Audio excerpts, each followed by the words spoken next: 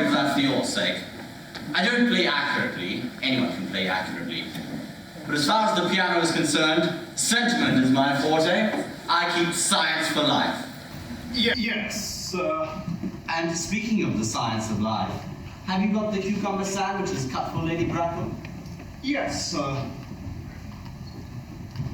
And by the way, Lane, I have seen from your book that last Thursday, when Lord Shorman and Mr.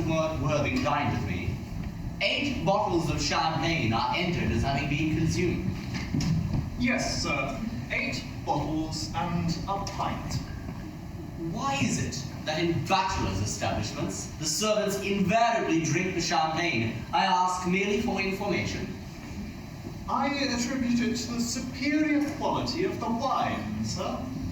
I have often observed that in married establishments, the champagne is rarely of a first-rate brand. Good heavens, is marriage so demoralizing as that? I believe it is a very pleasant state, sir. I have had very little experience of it myself up until the present. I have only been married once, and that was in consequence of a misunderstanding between myself and a young person. I don't know that I very much care for your personal life, Lane. No, sir, it is not a very interesting subject, is it? I never think of it myself. Very natural of you, I'm sure. That will do, Lane. Thank you. Thank you, sir.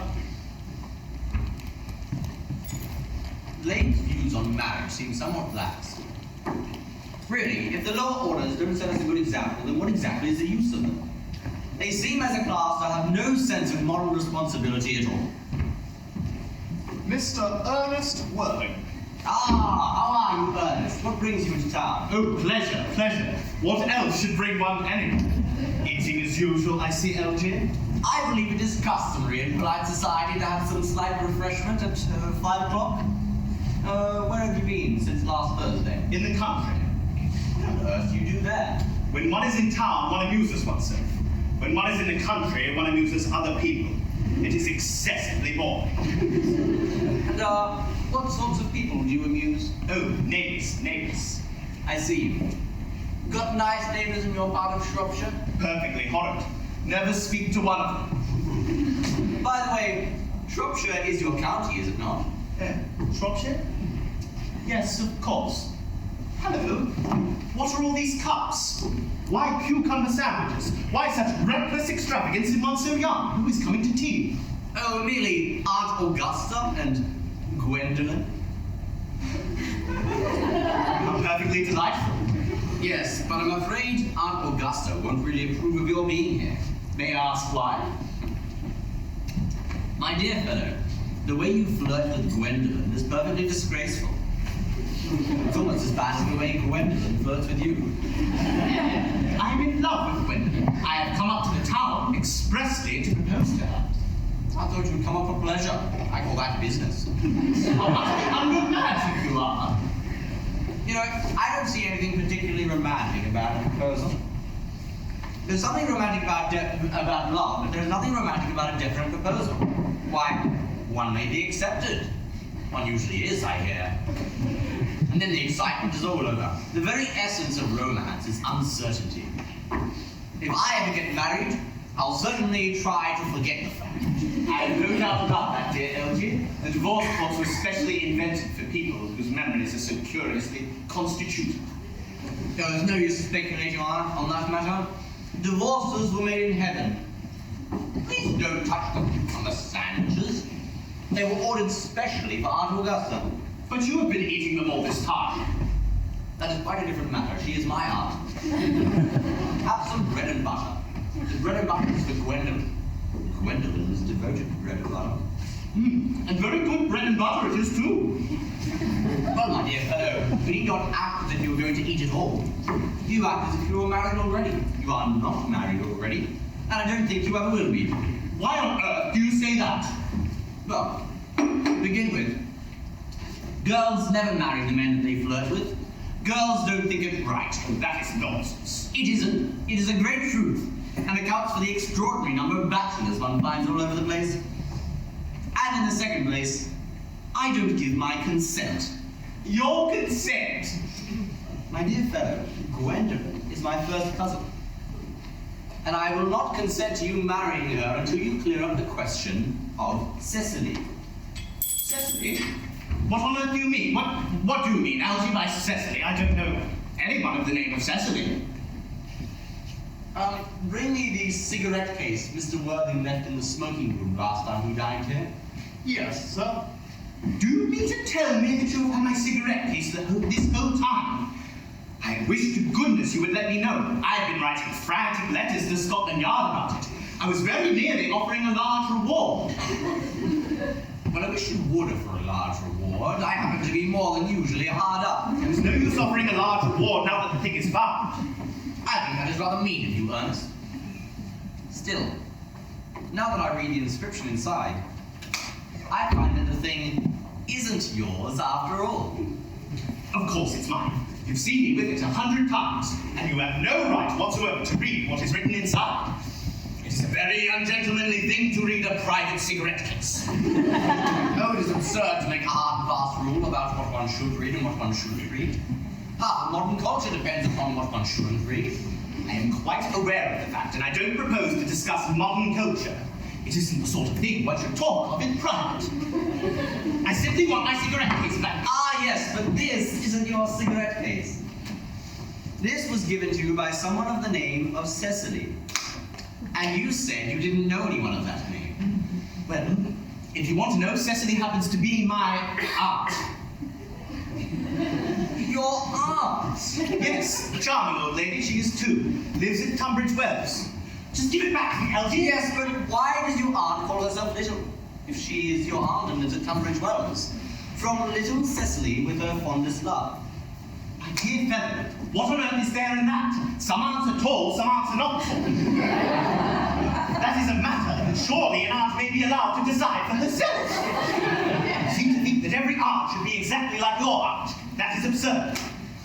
For heaven's sake, give me back my cigarette case. Yes, but why does your aunt call you her uncle?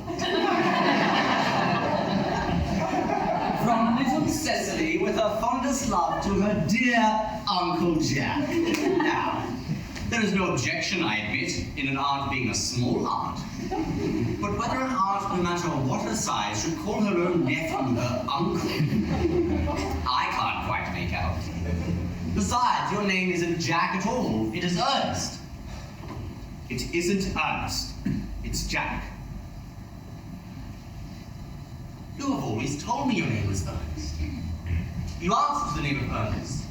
I've introduced you as Ernest. You look as if your name was Ernest. You're the most earnest-looking person I ever saw. It's perfectly absurd you're saying your name isn't Ernest. It's on your cards. Here is one of them. Mr. Ernest Worthing, B4 the Albany, W. I'll keep this as proof that your name is Ernest if ever you try to deny it to me, or to Gwendolen, or to anyone else. Well, my name is Ernest in town and Jack in the country, and the cigarette case was given to me in the country. Yes, but that does not account for the fact that your small Aunt Cecily, who lives at Tunbridge Wells, calls her own nephew her uncle. Oh, come on, boy, you'd better have the whole thing out at once. My dear Algie, you talk exactly as if you were a dentist. It's very vulgar to talk like a dentist when one isn't a dentist. It produces a false impression. That is exactly what dentists were originally made for. Now, go on. Tell me the whole thing. I may mention that I have always suspected you of being a confirmed and secret bunburyist. And now I am quite sure you are one. Bunburyist? What on earth do you mean by bunburyist? I'll reveal the meaning of that incomparable expression once you clear up the question of why you are Ernest in town and Jack in the country. Well, produce my cigarette case first. Here it is. And now produce your next explanation. And pray, make it improbable. My dear fellow, there is nothing improbable at all about my explanation. In fact, it's perfectly ordinary. Old Mr. Thomas Cardew, who adopted me when I was a little boy, made me in his will guardian to his granddaughter, Miss Cecily Cardew.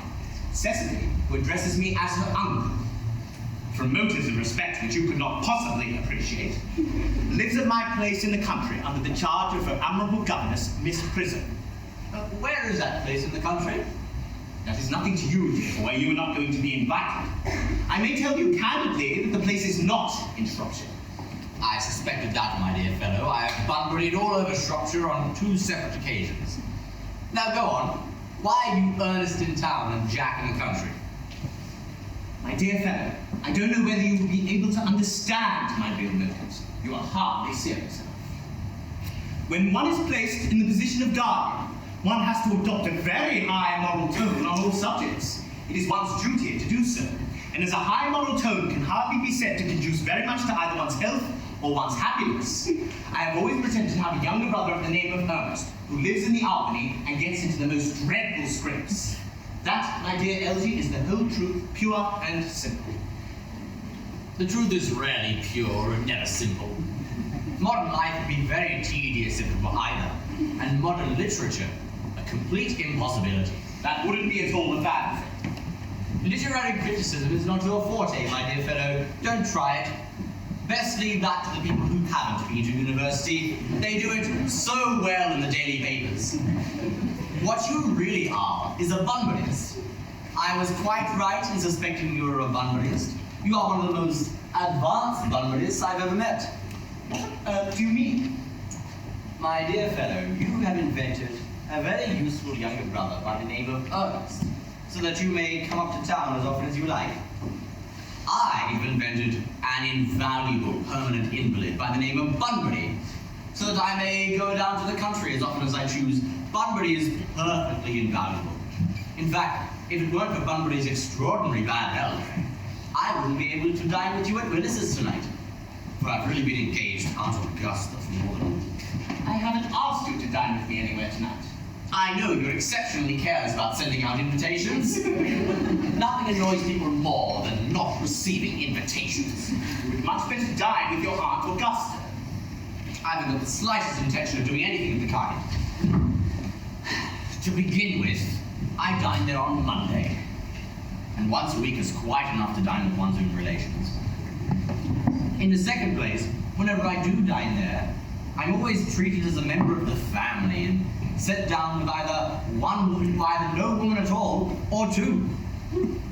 In the third place, I know exactly who she'll place me next to. She's going to place me next to Mary Farker, who always flirts with their own husband across the dinner table. That is not very nice. Indeed, it is not even decent. That sort of thing is very much on the rise at present. The amount of women in London who flirt with their own husbands is perfectly scandalous. It's so bad, it is simply washing one's clean linen in public. Besides, now that I know you to be a confirmed bunburyist, I naturally want to talk to you about bunburying. I want to tell you the rules. I'm not a bunburyist at all. If Gwendolen accepts me, I am going to kill my brother. Indeed, I think on too many things, Cecily is a little too much interested in him. It is rather a bore. So I'm going to get rid of Ernest, and I strongly advise you to do the same with with your invalid friend, who has the absurd name. Nothing could induce me to part with Bunbury, and if you ever get married, which seems to me to be extremely problematic, you'll be very glad to know Bunbury. A man who marries without knowing Bunbury has a very tedious time of it.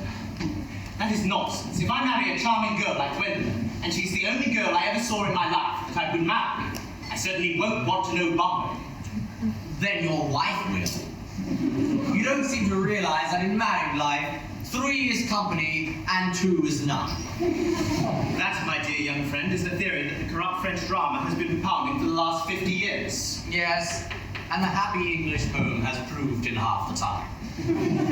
For heaven's sake, don't try to be cynical. It's perfectly easy to be cynical. It isn't easy to be anything nowadays. There's such a lot of beastly competition about. That must be Aunt Augusta. Only relatives and creditors ringing that Wagnerian manner. Now, if I can get her out of the way for 10 minutes, so that you might have an opportunity of proposing to Gwendolen, May I dine with you tonight at Willis's? I suppose so, if you want. Yes, but you must be serious about it. I hate people who are not serious about meals. It is so shallow of them. Lady Bracknell and Miss Fairfax. Good afternoon, dear Algernon. I hope you are behaving very well. Good afternoon, Aunt Augusta. I am feeling very well. That is not quite the same thing. In fact, the two things rarely go together. Dear me, you are smart. I'm always smart. Am I not, Mr. Worthing? You're quite perfect, Miss Fairfax. No, I hope I'm not that. It would leave no room for development. And I intend to develop in many directions. I am sorry that we're a little late, Algernon, but I was obliged to call on Lady Cardew. I hadn't been there since her poor husband's death. I never saw a woman so altered. She looks quite 20 years younger. And now, I'll have a cup of tea and one of those nice cucumber sandwiches you promised me. Certainly, Aunt Augusta. Won't you come and sit here, Gwendolen? Thanks, Mamma, but I'm quite comfortable where I am.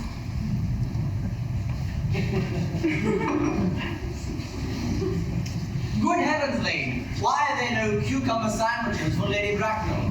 I ordered them specially.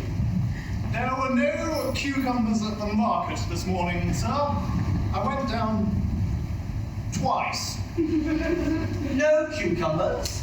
No, sir. Not even for ready money. That will do, lady. Thank you. Thank you, sir. I am greatly distressed, Aunt Augusta, at there being no cucumbers, not even for ready money. It really makes no matter, Algernon. I had some crumpets with Lady Cardew, who seems to me to be living entirely for pleasure now. Now, I hear that her hair has turned quite gold with grief. It certainly has changed its colour. For what cause, I, of course, cannot say. Thank you. I have quite a treat for you tonight, Algernon. I'm going to send you down with Mary Farquhar. She is such a nice woman and so attentive to her husband. It is delightful to watch them. I'm afraid I shall have to give up the pleasure of dining with you tonight after all. I certainly hope not, Algernon. It would put my table completely out. Your uncle would have to dine upstairs. Fortunately, he's accustomed to that. It's a great bore, and I need hardly say a terrible disappointment. But I have just heard word that my poor friend Bunbury is feeling very ill at present, and they seem to think that I should be with him. 'Tis strange, this Mr. Bunbury seems to suffer curiously bad health. Yes. Poor Bunbury is a dreadful invalid. I must say, Algernon, I think it is high time this Mr. Bunbury made up his mind whether he was going to live or to die. This shilly-shallying with the question is absurd. Nor do I in any way approve of this modern sympathy for invalids. I consider it morbid. Illness of any kind is hardly a thing to be encouraged in others. Health is the primary duty of life. I'm always telling that to your poor uncle, though he never seems to take much notice as far as any improvement in his ailment goes. But I should be much obliged, Algernon, if you would ask Mr. Bunbury from me to be kind enough not to have a relapse on Saturday. I rely on you to arrange my music for me. It is my last reception, and one wants something to encourage conversation, particularly at the end of the season when everybody's practically said whatever they had to say, which in most cases was probably not much. I'll speak to him, Aunt Augusta, if he is conscious. And I think I can promise you you'll be all right by Saturday. The question of the music is an interesting one. If one plays good music, people don't listen. And if one plays bad music, people don't talk. But I'll run over the program that I've laid out for you, if you will kindly come with me into the next room. Thank you, it is very thoughtful of you. I'm sure the program will be delightful after a few expurgations. French songs I cannot possibly allow. People always seem to think that they are improper, and I look shocked, which is vulgar, or laugh, which is worse.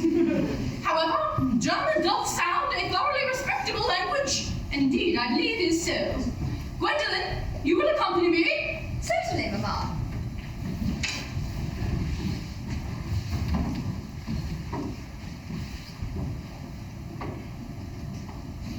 Charming day it has been, Miss Fairfax.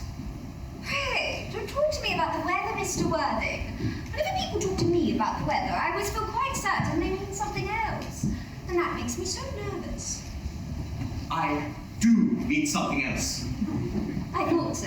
In fact, I'm never wrong.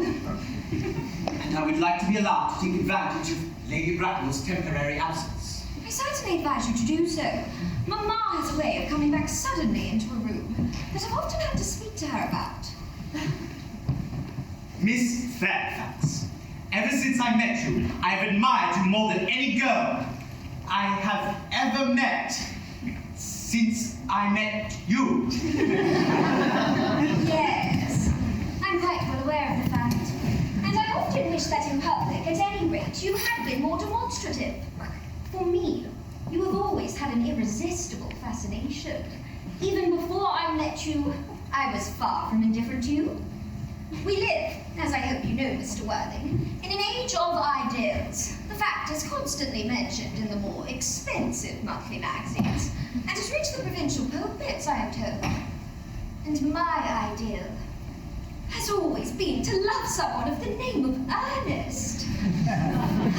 There is something in that name that inspires absolute confidence. The moment Algernon first mentioned to me that he had a friend called Ernest, I knew I was destined to love you.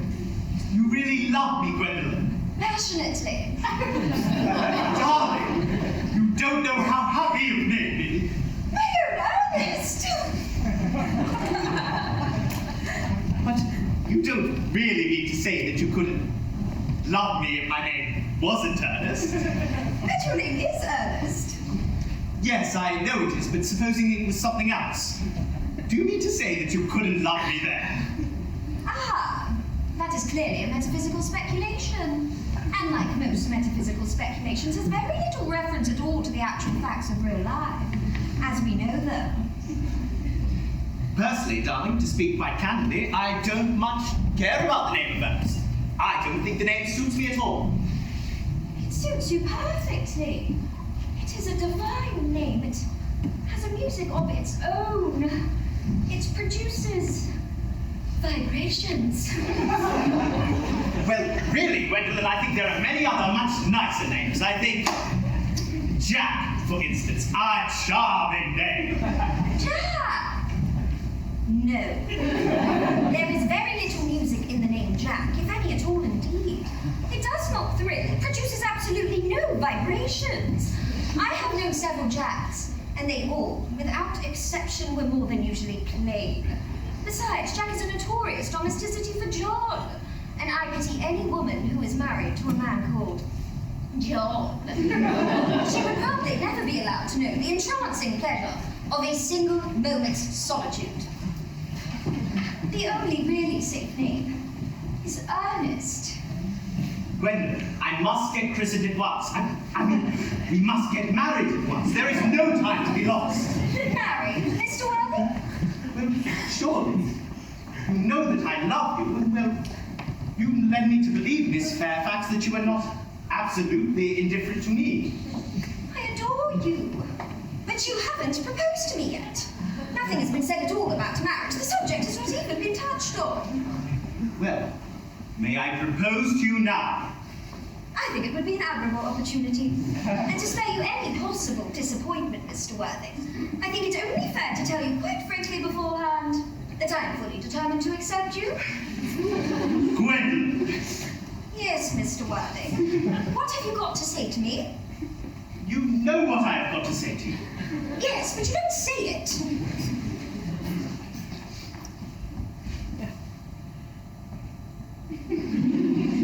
Gwendolen, will you marry me? Of course I will, darling. How long you have been about it? I'm afraid you've had very little practice in how to propose. My own one.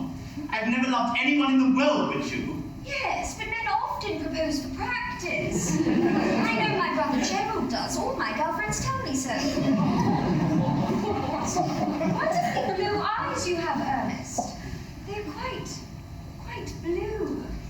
I hope you will always look at me just like that. Especially when there are other people present. Mr. Worthing! Rise, sir, from this semi-recumbent posture! It is most indecorous. Mamma, I must beg you to retire. This is no place for you. Besides, Mr. Worthing's not quite finished yet. Finished what, may I ask? I'm engaged to Mr. Worthing, Mamma.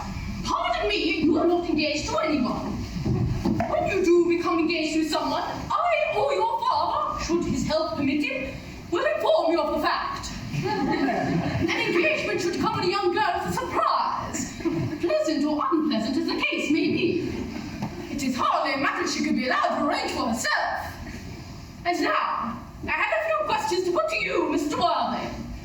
While I am making these inquiries, you, Gwendolen, will wait for me below in the carriage. In the carriage, Gwendolen!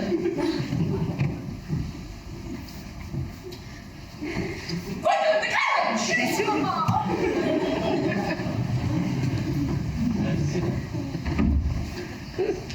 You may take a seat, Mr. Worthing. Thank you, Lady Bracknell. I prefer standing. I feel bound to tell you that you are not down on my list of eligible young men. We have the same list such as the Bolton has. We work together, in fact. However, I am quite prepared to enter your name should your answers be what a really affectionate mother requires. Do you smoke? Well, yes, I must admit I smoke. I am pleased to hear it. A man should always have an occupation of some kind. London society is far too full of idleness as it is. How old are you? 29. A very good age to be married at. I have always been of the opinion that a man who desires to be married should know either everything or nothing. Which do you know? I know nothing, Lady Bracknell. I am pleased to hear it. I do not approve of anything that tampers with natural ignorance. Ignorance is like a delicate exotic fruit. Touch it, and the bloom is gone. The whole theory of modern education is radically unsound. Fortunately, in England at any rate, it produces no effect whatsoever. If it did, it would prove a serious danger to the upper classes and probably lead to acts of violence in Grosvenor Square. What is your income? Between 7,000 and 8,000 a year. In land or in investments? In investments, chiefly. I am pleased to hear it. What between the duties expected of one during one's lifetime and the duties exacted from one after one's death, land has ceased to be either a profit or a pleasure. It gives one position and prevents one from keeping it up.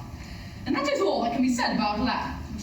I own a country house with some land, of course, attached to it. About 1,500 acres, I believe.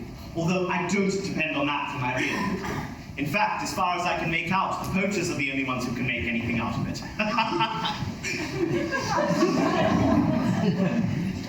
A country house? So how many bedrooms?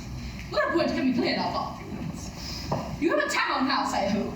A girl with a simple, unspoiled nature like Gwendolen could hardly be expected to reside in the country. I own a house in Belgrave Square. It is let by the year to Lady Bloxham. Of course, I can get it back whenever I like at 6 months' notice. Lady Bloxham?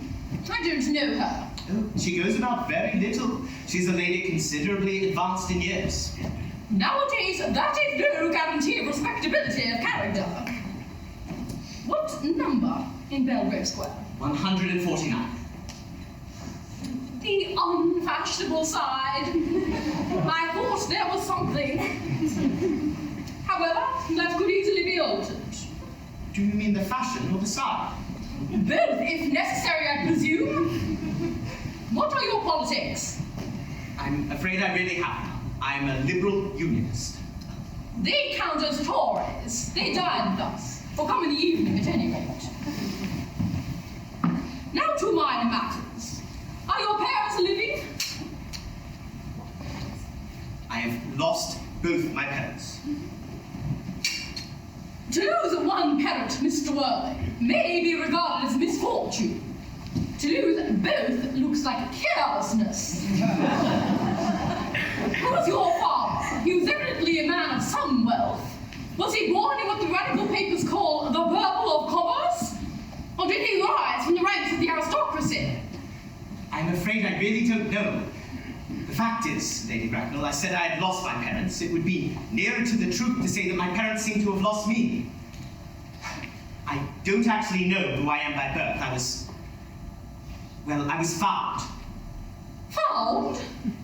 The late Mr. Thomas Cardew, an elderly gentleman of a very charitable and kindly disposition, found me and gave me the name of Worthing, because he happened to have a first-class ticket in his pocket for Worthing at the time.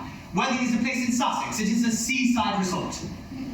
And where did this kindly gentleman with the first-class ticket to the seaside resort find you? In a handbag. A handbag? Yes, Lady Bracknell, I was in a handbag. A somewhat large, black leather handbag with hands to it. An ordinary handbag, in fact. In what locality did this Mr. James or Thomas Cardew come across this ordinary handbag? In the cloakroom at Victoria Station. It was given to him in mistake for his own. The cloakroom at the Victorian Station? Yes, the Brighton line. The line is immaterial, Mr. Worthing! Mr. Worthing, I confess I feel somewhat bewildered by what you've just told me. To be born, or at any rate bred, inside a handbag, whether it had handles or not, seems to me to display a contempt for the ordinary decencies of family life that reminds one of the worst excesses of the French Revolution. And I presume you know what that unfortunate movement led to. As for the particular locality in which the handbag was found, the cloakroom at a station might serve to disguise a social indiscretion. Indeed, has probably been used for that purpose before now. But it would hardly be regarded as a sure basis for a recognized position in good society. May I ask you then what you would advise me to do? I need hardly say I would do anything in the world to ensure Gwendolen's happiness. I would strongly advise you, Mr. Worthing, to try and acquire some relations of some kind, and to try and make a definite effort to produce, at any rate, one parent of either sex before the season is quite over. I don't see how I could possibly manage to do that. I can use the handbag at any time. It is in my dressing room at home. I really think that should satisfy you, Lady Bracknell. Me? What's that to do with me? You could hardly think that Lord Bracknell and myself would allow our only daughter, a girl brought up with the utmost care, to marry into a cloakroom, forming an alliance with a parcel. Good morning, Mr. Worthing.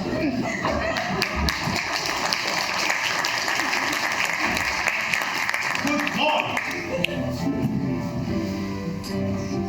For heaven's sake, Elgie, don't play that ghastly tune! How idiotic you are!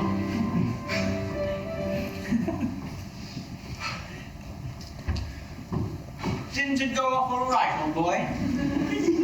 You don't mean to say that Gwendolen refused you? I know it is a way she has. She is always refusing people. It is most ill-natured of her. Oh, Gwendolen is right as a trivet. As far as she is concerned, we are engaged. Her mother is perfectly unbearable. Never met such a gorgon. I don't really know what a gorgon is like, but I am quite sure Lady Bracknell is one. In any case, she is a monster. Without being a myth, which is, well, rather unfair. Oh, I beg your pardon, Elgie. I suppose I shouldn't talk about your own aunt in that way before you. Nonsense. I love hearing my relations abused. It is the only thing that helps me put up with them at all. Relatives are, simply put, a tedious pack of people that haven't got the remotest knowledge of how to live, or the smallest instinct of when to die. That is nonsense. It isn't. Well, I don't want to argue about the matter. You always want to argue. That is exactly what things were originally made for. Upon my word, if I thought that, I'd shoot myself. You don't think there's any chance of Gwendolen becoming like her mother in about 150 years, do you, Algie? All women become like their mothers. That is their tragedy. And no man does, and that is his. Is that clever? It is perfectly phrased, and just as true as any observation in polite society should be. I am sick to death of cleverness. Everybody is clever nowadays. You can't go anywhere without meeting clever people. The thing has become an absolute public nuisance. I wish to goodness we had a few fools left. Oh, don't worry. We have. I should extremely like to meet them. What do they talk about? The fools? Oh. About the clever people, of course. What fools? By the way, did you tell Gwendolen the truth about your being Ernest in town and Jack in the country?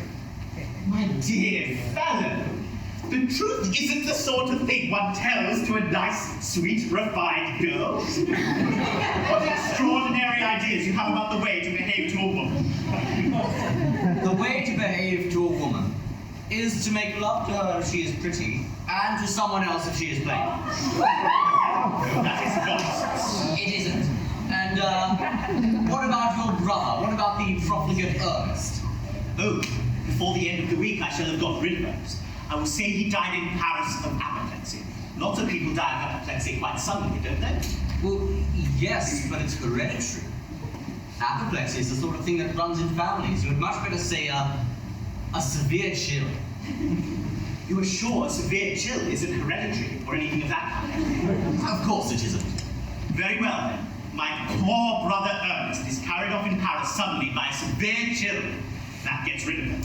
Yes, but I thought you said that Miss Cardew was a little too much interested in your brother. Won't she feel his loss a great deal? Oh, that is all right. Cecily is not a silly, romantic girl, I'm glad to say. She has got a capital appetite, goes long walks, and pays no attention at all to her lessons. I should very much like to meet this Cecily. I will take very good care you never do. She's excessively pretty, and she is only just 18. Ah, have you told Gwendolen you have an excessively pretty ward who is only 18? One doesn't blurt these things out to people. Gwendolen and Cecily are perfectly certain to be extremely great friends. I'll bet you anything you like that half an hour after they've met, they will be calling each other sister. Women only call each other sister after they've called each other a lot of other things first. Now, if we are going to get a good table at Willis's, we really must go and dress. Do you know it is nearly 7? It is always nearly 7. Well, I'm hungry. I never knew you when you weren't. What shall we do after dinner? Shall we go to the theatre? No, I loathe listening. Well, we might go to the club. No, I hate talking. We could trot round to the Empire at 10. I can't bear to look at things. It's so silly. Then what shall we do? Nothing. It's awfully hard work doing nothing. Still, I don't mind hard work when there is no definite object of any kind. Miss Fairfax. Gwendolen, upon my word. Algie, kindly turn your back. I have something very particular to say to Mr. Worthing. Really, Gwendolen, I don't think I can allow this. Algie, you always adopt a strictly immoral attitude towards life. You're not quite old enough to do that. My own darling. Ernest, we may never be married. From the expression on Mamma's face, I fear we never shall. Few parents nowadays pay any regard to what their children say to them. The old-fashioned respect for the young is fast dying out. Whatever influence I ever had over Mamma, I lost at the age of 3. But although she may prevent us from becoming man and wife, and I may marry someone else and marry often, nothing she can possibly do can alter my eternal devotion to you. Dear Gwendolen. The story of your romantic origin, as related to me by Mamma with unpleasing comments, has naturally stirred the deeper fibres of my nature. Your Christian name has an irresistible fascination. The simplicity of your character makes you exquisitely incomprehensible to me. Your town address at the Albany I have. What is your address in the country? The Manor House, Woolton, Hertfordshire. There is good postal service, I suppose. It may be necessary to do something desperate. That, of course, will require serious consideration. I will communicate with you daily. My own one. How long do you remain in town? Till Monday. Good. Algie, you may turn round now. Thanks, I've already turned round. You may also ring the bell. You will allow me to see you to your carriage, my own darling? Certainly. I will see Miss Fairfax out. Oh, certainly, sir.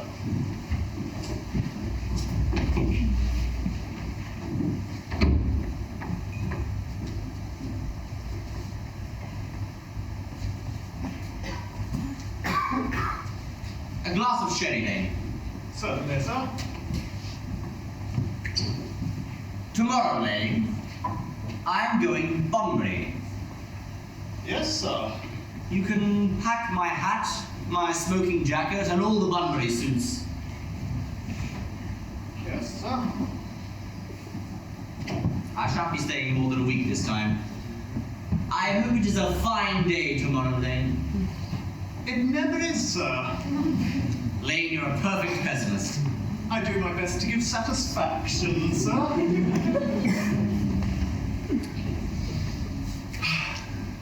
There is a sensible, intellectual girl. The only girl I ever cared for in my life. What on earth are you so amused at? Me? Oh, I'm just a little worried about Bunbury is all. If you don't take care, your friend Bunbury will get you into a serious scrape someday. I love scrapes. They are the only things that are never serious in life. That is nonsense, Rebbechi. You never talk anything but nonsense. No one ever does.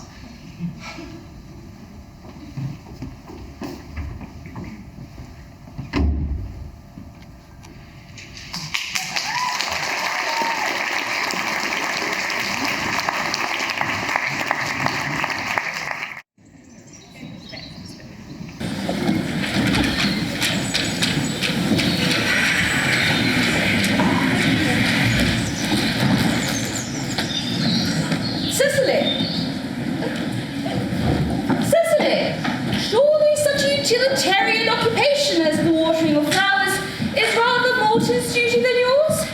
Oh, especially at a moment where intellectual pleasures await you.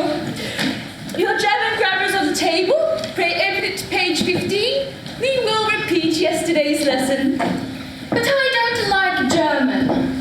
It isn't at all a becoming language. I know perfectly well that I look quite plain after my German lesson. Child, you know how anxious your guardian is that you should improve yourself in every way. He laid particular stress on your German as he was leaving for town yesterday. Indeed, he always seems to lay stress on your German when he is leaving for town. Uncle Jack is so very serious. Sometimes he is so serious that I think he cannot be quite well. Your guardian enjoys the best of health, and his gravity of demeanour is especially to be commended in one as comparatively young as he is. I know no one with a higher sense of duty and responsibility. I suppose that is why he often looks a little bored when we three are together. Cecily! I am surprised at you. Mr. Worthing has many troubles in his life. Idle merriment and triviality would be out of place in his conversation. You must remember his constant anxiety about that unfortunate young man, his brother. I wish Uncle Jack would allow that unfortunate young man, his brother, to come down here sometimes. We might be a good influence on him, Miss Prism. I know you certainly would. You know, German and geology and things of that kind influence a man very much. I do not think that even I could produce any effect on a character that, according to his own brother's admission, is irretrievably weak and vacillating. Indeed, I am not sure that I would desire to reclaim him. I am not in favour of this modern mania for turning bad people into good people at a moment's notice. As a man sows, so let him reap. Oh, you must put away your diary, Cecily. I really don't see why you should keep a diary at all. I keep a diary in order to enter the wonderful secrets of my life. If I didn't write them down, I should probably forget all about them. Memory, my dear Cecily, is the diary that we all carry about with us. Yes, but it often chronicles the things that have never happened, and couldn't possibly have happened. I believe memory is responsible for nearly all the 3-volume novels Moody sends us. Do not speak slightingly of the 3-volume novel, Cecily. I wrote one myself in earlier days. Did you really, Miss Prism? How wonderfully clever you are. I hope it did not end happily. I don't like novels that end happily. They depress me so much. The good ended happily and the bad unhappily. That is what fiction means. I suppose so, but it seems very unfair. And was your novel ever published? Alas, no. The manuscript, unfortunately, was abandoned. Oh, I used the word in the sense of lost or mislaid. Oh, to your work, child. These speculations are profitless. But I see dear Dr. Chasuble coming up through the garden. Oh, Dr. Chasuble! Oh, this is indeed a pleasure. And how are we this morning? Miss Prism, you are, I trust, well? Oh, Miss Prism has just been complaining of a slight headache. I think it would do her so much good to take a short stroll with you in the park, Dr. Chasuble. Cecily, I have not mentioned anything about a headache. Oh, no, Miss Prism, I know that. But I felt instinctively that you had a headache. Indeed, I was thinking about that and not about my German when the rector came in. I hope, Cecily, you are not inattentive. Oh, I'm afraid I am. That is strange. Were I so fortunate enough to be Miss Prism's pupil, I should hang upon her lips.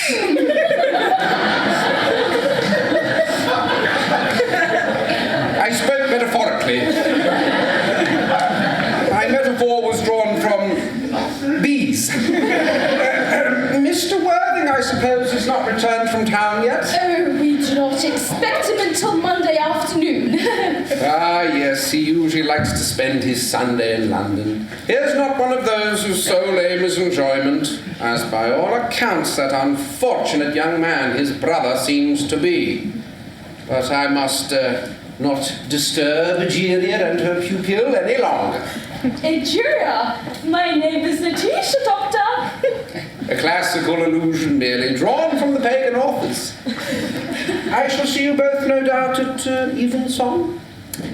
I think, dear Doctor, I will take a stroll with you. I find that I have a headache after all. And a walk might do it good. With pleasure, Miss Prism, with pleasure. We might go so far as the schools and back. Oh, that would be delightful. Oh, Cecily, you will read your political economy in my absence. The chapter on the fall of the rupee you may omit. It is somewhat too sensational. Even these metallic problems have their melodramatic side.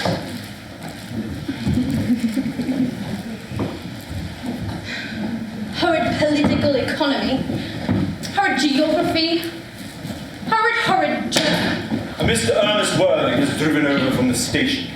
He's brought his luggage with him. Mr. Ernest Worthing, B4, the Albany, W. Uncle Jack's brother. Did you tell him Mr. Worthing was in town? Yes, he seemed very much disappointed. I mentioned that you and Miss Prism were here in the garden. He seemed most anxious to speak to you privately for a moment. Tell Mr. Ernest Worthing to come here. I suppose you had better talk to the housekeeper about a room for him.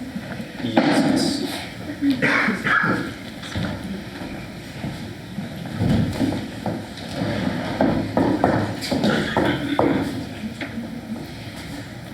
I've never met any really wicked person before. I feel rather frightened. I'm so afraid he will look just like everyone else. He does. You must be my little cousin Cecily, I am sure. You are under some strange mistake. I'm not little. In fact, I believe I'm more than usually tall for my age. But I am your cousin Cecily. You, I see from your card, are Uncle Jack's brother. My cousin Ernest. My wicked cousin Ernest. Oh, I'm not really wicked. You mustn't think that I am wicked, cousin Cecily. Well, if you are not, then you've certainly been deceiving us all in a very inexcusable manner. I hope you have not been leading a double life, pretending to be wicked and being really good all the time. That would be hypocrisy. Well, I suppose I have been rather reckless. I'm glad to hear it. In fact, now that you mention it, I have really been very bad in my own small way. I don't think you should be so proud of that, though I'm sure it must have been very pleasant.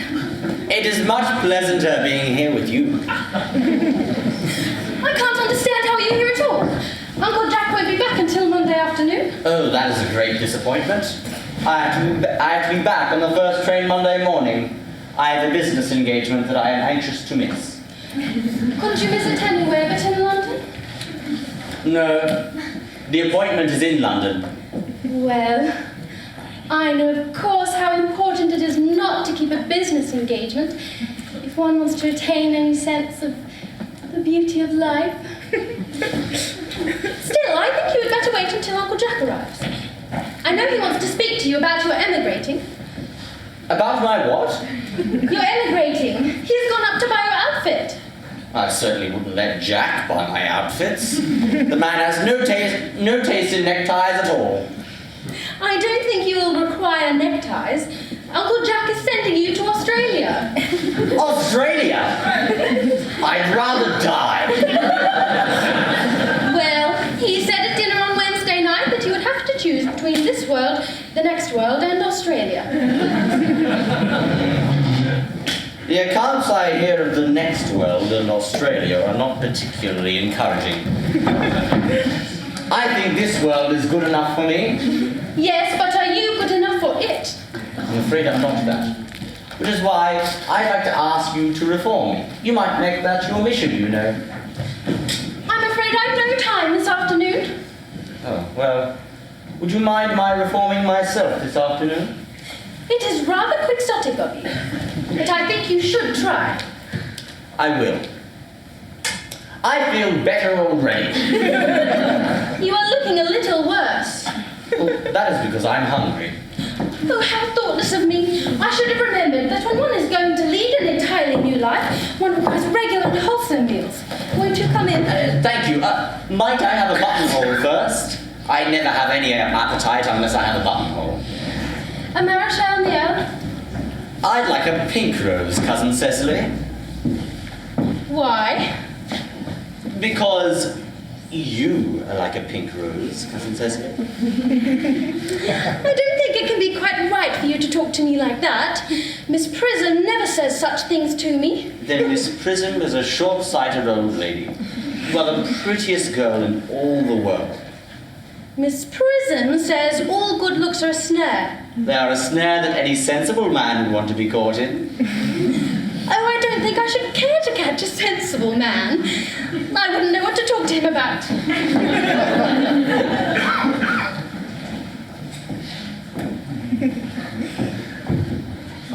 Oh, you are too much alone, dear Dr. Chasuble. You should get married. A misanthrope I can understand. A womanthrope, never. Believe me, I do not deserve so neologistic a phrase. The precept as well as the practice of the primitive church was distinctly against matrimony. And that is obviously the reason why the primitive church has not lasted up to the present day. And you do not seem to realize, dear doctor, that by persistently remaining single, a man converts himself into a permanent public temptation. Men should be more careful. This very celibacy leads weaker vessels astray. But is a man not equally attractive when married? No married man is ever attractive, except to his wife. And often, I've been told, not even to her. That depends on the intellectual sympathies of the woman. Maturity can always be depended on. Ripeness can be trusted. Young women are green. I speak horticulturally. My metaphor was drawn from fruits. But where is Cecily? Perhaps she followed us to the schools.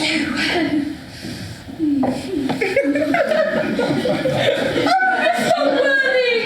Mr. Worthing! This is indeed a surprise. We did not look for you until Monday afternoon. I have returned sooner than I expected. Dr. Chasuble, I hope you are well. Dear Mr. Worthing, I trust this garb of woe does not betoken some terrible calamity. My brother. More shameful deaths and extravagance? Still leading his life of pleasure. Dead. Your brother Ernest dead? Yes, quite dead.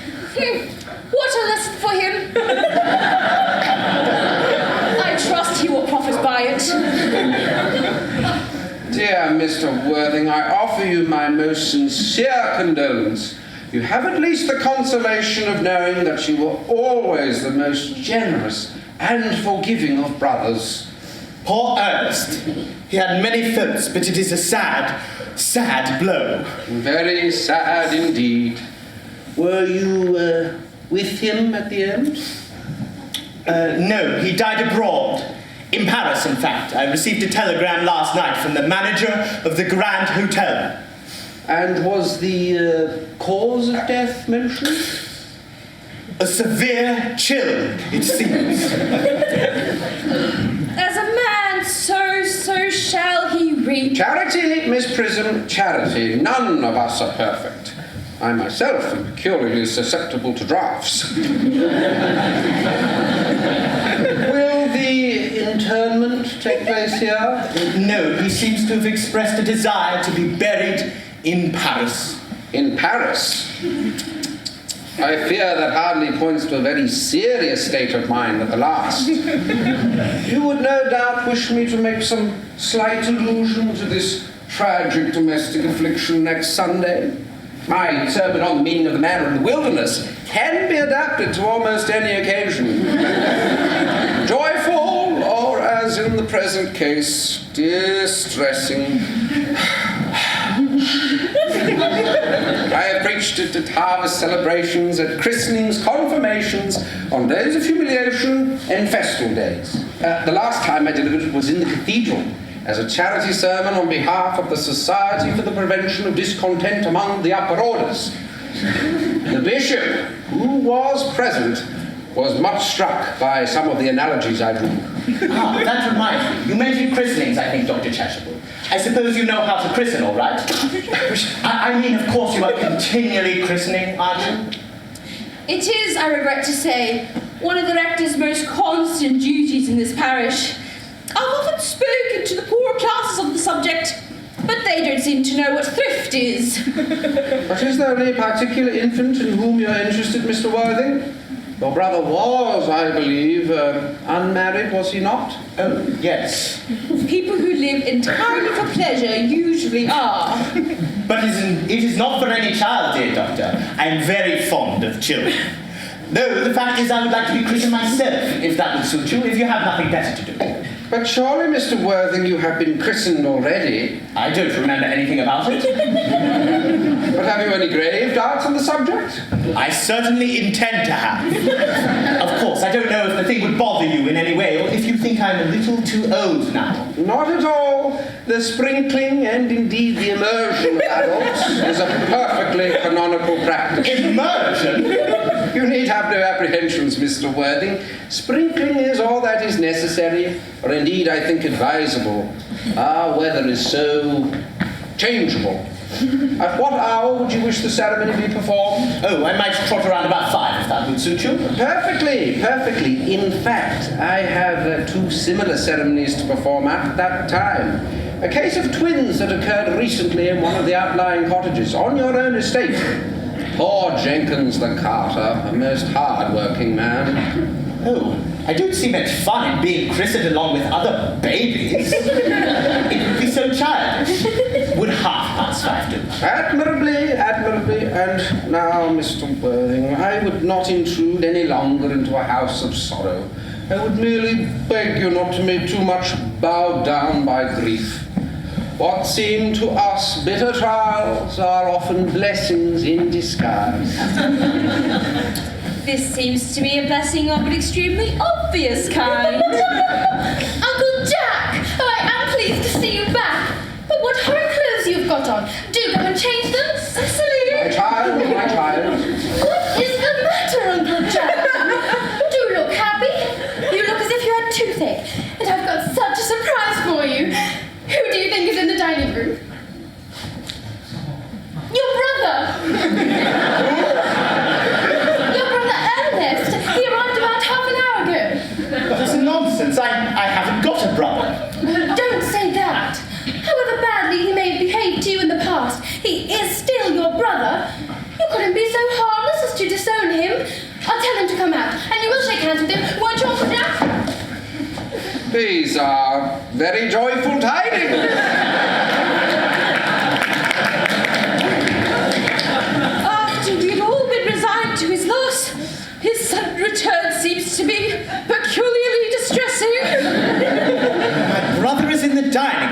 don't know what it all means. I think it's perfectly absurd. Good heavens! Brother John, I have come down from town to tell you that I am very sorry for all the trouble that I have caused you, and intend to lead a better life in future. Uncle Jack, you are not going to refuse your own brother's hand? Nothing will induce me to take his hand. I think his coming down here disgraceful. He knows perfectly well why. Uncle Jack, do be nice. There is some good in everyone. Ernest has just been telling me about his poor invalid friend, Mr. Bunbury, whom he goes to visit so often. And surely there is much good in one who is kind to an invalid and leaves the pleasures of London to sit by a bed of pain. Oh, he's been talking about Bunbury, has he? Yes, he has told me all about poor Mr. Bunbury and his terrible state of health. Bunbury? Well, I don't want him talking to you about Bunbury or about anything else. It is enough to drive one perfectly frantic. Of course, I admit the faults are all on my part. But I have to say, I find Brother John's coldness to me peculiarly hurtful. I was expecting a more enthusiastic welcome, especially considering it's the first time I've ever come here. Uncle Jack, if you don't shake hands with Ernest, I will never forgive you. Never forgive me? Never, never, never. All right. But this is the last time I shall ever do it. It's pleasant, is it not, to see so perfect a reconciliation? I think we might leave the two brothers together. Cecily, you will come with us. Certainly, Miss Prism. My little task of reconciliation is over. You have done a beautiful action today, dear child. We must not be premature in our judgments. I feel very happy. You young scoundrel, Elsie. You must get out of this place as soon as possible. I don't allow any bumbling here. I have put Mr. Ernest's things in the room next to yours, sir. I suppose that is all right. What? Mr. Ernest's things, sir. His luggage. I have unpacked them and put them in the room next to yours. His luggage? Yes, sir. 3 portmanteaus, a dressing case, 2 hat boxes, and a large luncheon basket. I'm afraid that I can't stay more than a week this time. Merriman, order the dog cart at once. Mr. Ernest has suddenly been called back to town. Yes, sir. What a fearful liar you are, Jack. I have not been called back to town at all. Yes, you have. I haven't heard anyone call me. Your duty as a gentleman calls you back. My duty as a gentleman has never interfered with life's pleasures in the smallest degree. I can quite understand that. Well, Cecily is a darling. You are not to talk of Miss Cardew like that. I don't like it. Well, I don't like your clothes. You look perfectly ridiculous in them. It's perfectly childish to be in deep mourning for a man who's actually staying for a whole week in your house. I call it grotesque. You are certainly not staying with me for a whole week as a guest or anything else. You have got to leave by the 4:05 train. Oh, but I certainly wouldn't leave you while you were in mourning. If I was in mourning, you'd stay with me, wouldn't you? I'd find it very unfriendly if you didn't.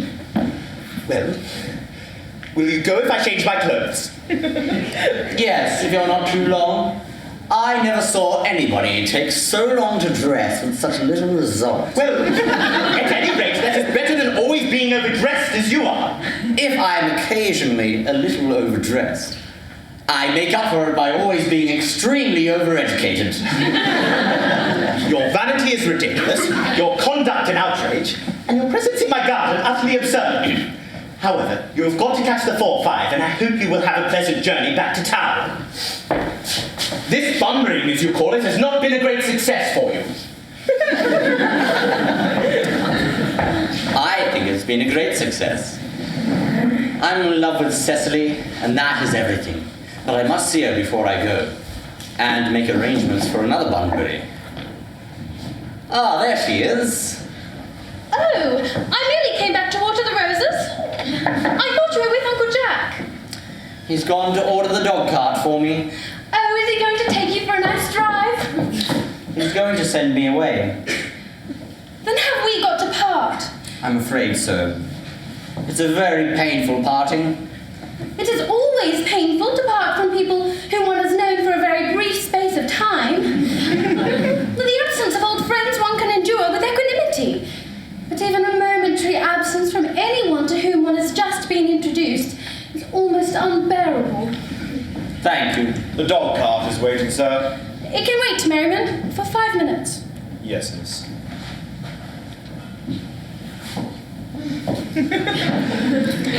I hope I shall not offend you, Cecily, if I state quite frankly and openly that you seem to me to be in every way the visible personification of absolute perfection. I think your frankness does you great credit, Ernest. If you will allow me, I will copy your remarks into my diary. Do you really keep a diary? Oh, I'd give anything to look at it. May I? Oh, no. You see, it is simply a very young girl's record of her own thoughts and impressions, and consequently meant for publication. When it appears in volume form, I hope you will order a copy. But pray, Ernest, don't stop. I delight in taking down from dictation. I have reached absolute perfection. You can go on. I'm quite ready for more. Oh, don't cough, Ernest. When one is dictating, one should speak fluently and not cough. Besides, I don't know how to spell a cough. Cecily, ever since I looked upon your wonderful and incomparable beauty, I have dared to love you wildly, passionately, devotedly, hopelessly. I don't think you should tell me that you love me wildly, passionately, devotedly, hopelessly.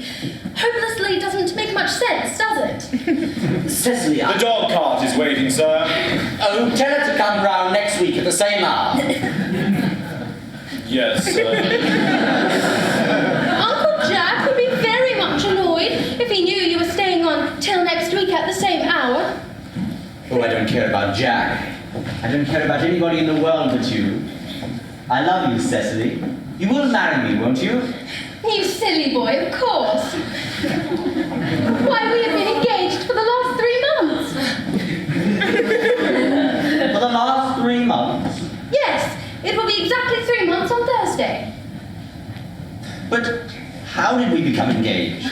Well, ever since dear Uncle Jack first confessed to us that he had a younger brother who was very wicked and bad, you of course formed the chief topic of conversation between myself and Miss Prism.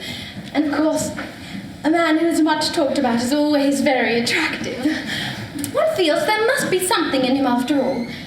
I dare say it was foolish of me, but I fell in love with you, Ernest. Oh, darling.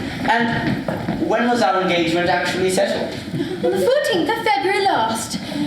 Worn out by your entire ignorance of my existence, I determined to resolve the matter one way or another, and after a long struggle with myself, I accepted you under this dear old tree here. The next day I bought this little ring in your name. And this is the little bangle with the true lover's knot I promised you always to wear. Did I buy you this? It's very pretty, isn't it? Yes, you've wonderfully good taste, Ernest. It's the excuse I've always given for your leading such a bad life. And this is the little box in which I keep all your dear letters. My letters? But, my own sweet Cecily, I never wrote you any letters. You need hardly remind me of that, Ernest. I remember only too well that I was forced to write your letters for you. I wrote always 3 times a week and sometimes often. Do let me read them, Cecily. Oh, I couldn't possibly. They would make you far too conceited. The 3 you wrote me after I broke off the engagement. So beautiful and so badly spelled. But even now I can hardly read them without crying a little. But was our engagement ever broken off? Of course it was, on the 22nd of last March. You can read the entry if you like. Today I broke off my engagement with Ernest. I feel it is better to do so. The weather still continues charming. But why did you break off our our engagement. What had I done? I'd done nothing. Cecily, I'm very much hurt by the fact you broke off our engagement. Particularly when the weather was so charming. It would hardly be a very serious engagement if it hadn't been broken off at least once. But I forgave you before the week was out. What a perfect angel you are. You dear romantic boy. I hope your hair curls naturally, does it? Yes, darling. With a little help from others. I'm so glad. You'll never break off our engagement again, will you, Cecily? I don't think I could break it off, now that I've actually met you. Besides, of course, there is the question of your name.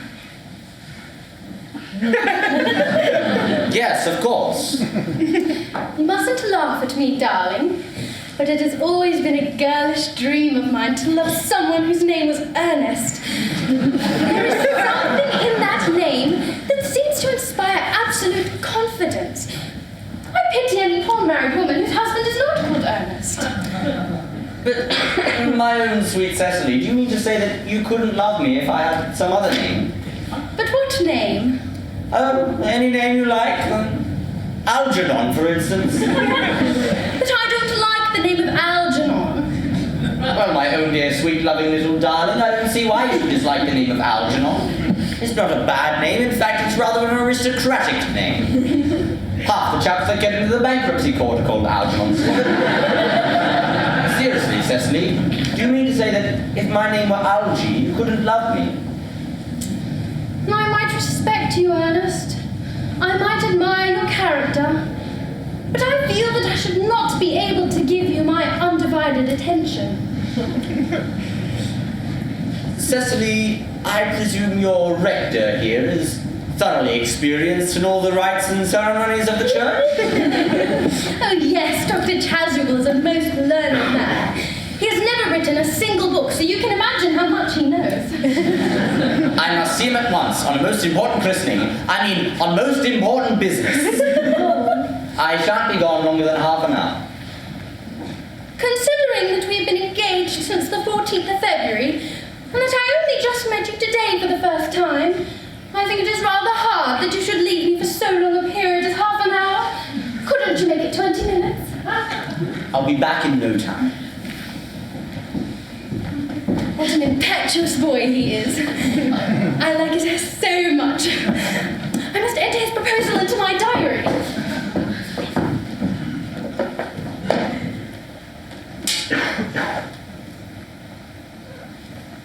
Miss Fairfax has called to see Mr. Worthing on very important business, Miss Fairfax states. Isn't Mr. Worthing in his library? No, I saw him pass over the direction of the rectory some time ago. Pray, ask the lady to come out here. Mr. Worthing is sure to be back soon. And you can bring tea. Yes, miss.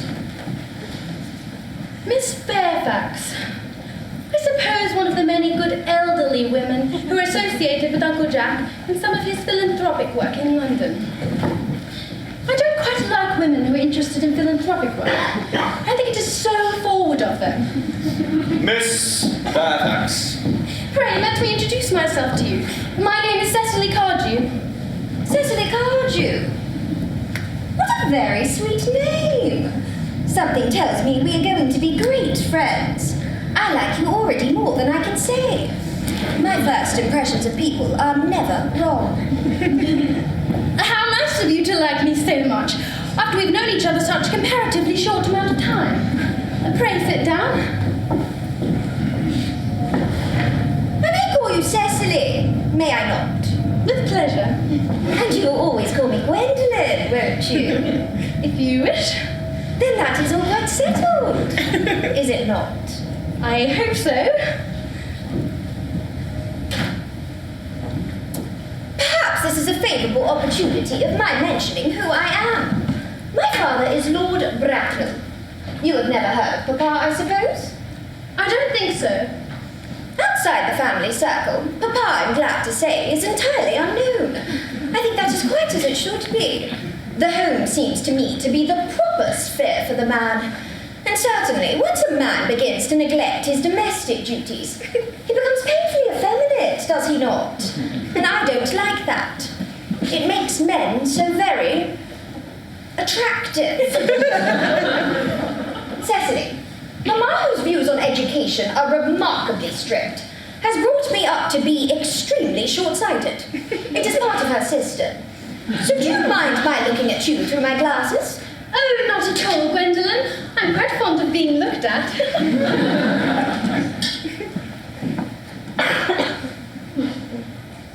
You're here on a short visit, I suppose?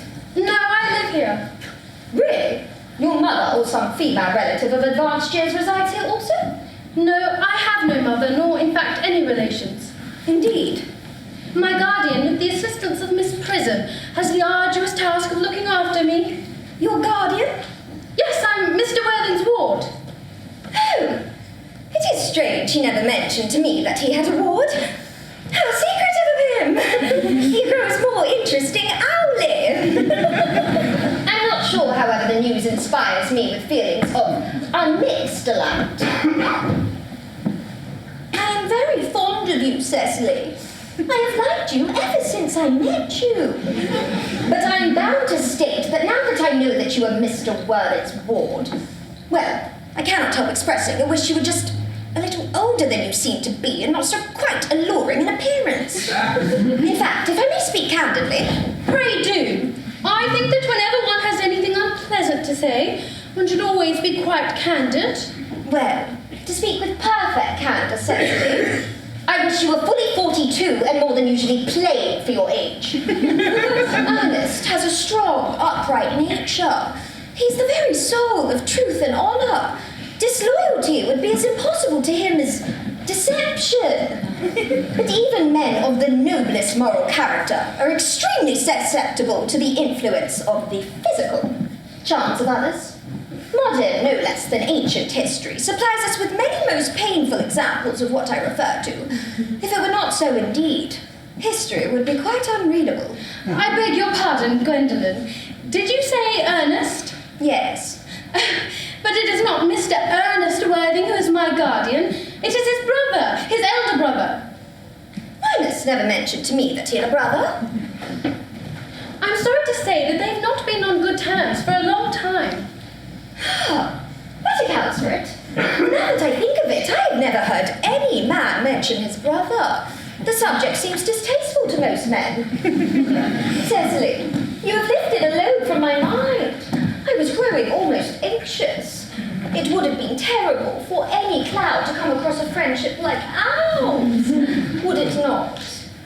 Of course, you are quite sure it is not Mr. Ernest Worthing who is your guardian? Quite sure. In fact, I'm going to be his. Pardon? Dearest Gwendolen, there is no reason why I should make a secret of it to you. Our little county newspaper is sure to chronicle the fact next week. Mr. Ernest Worthing and I are engaged to be married. My darling Cecily! I think there must be some slight error, for Mr. Ernest Worthing is engaged to me. The announcement will appear in the Morning Post on Saturday at the latest. I'm sorry to say you must be under some misconception. Ernest proposed to me exactly 10 minutes ago. It is certainly very curious, for he asked me to be his wife yesterday afternoon at 5:30. If you would care to verify the incident, pray do so.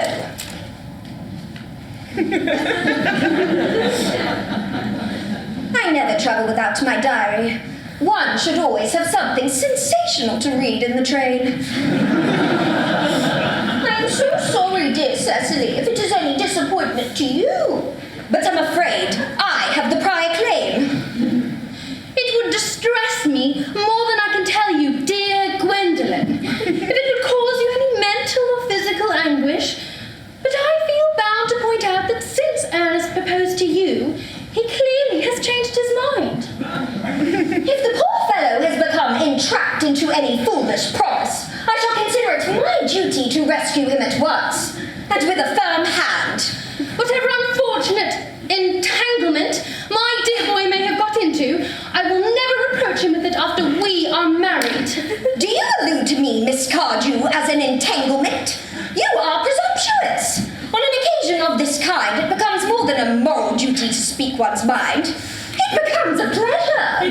Do you suggest, Miss Fairfax, that I entrap Ernest into an engagement? How dare you? This is no time for wearing the shallow mask of manners. When I see a spade, I call it a spade. I'm glad to say I've never seen a spade. It is obvious our social spheres have been widely different. Shall I lay the tea things here as usual, miss?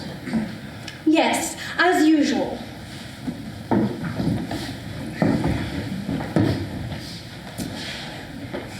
Are there many interesting walks in the vicinity, Miss Cardew? Oh yes, a great many. From the top of one of the hills quite close, one can see 5 counties. 5 counties? I don't think I should like that. I hate crowds. I suppose that is why you live in town. Quite a well-kept garden this is, Miss Cardew. So glad you like it, Miss Fairfax. I had no idea there were any flowers in the country. Oh, flowers are as common here, Miss Fairfax, as people are in London. Personally, I cannot understand how anybody manages to exist in the country. If anybody who is anybody does. The country always bores me to death. Ah, this is what the newspapers call agricultural depression, is it not? I believe the aristocracy is suffering from it very much just at present. It is almost an epidemic amongst them, I have been told. May I offer you some tea, Miss Fairfax? Thank you. Detestable girl, but I require tea.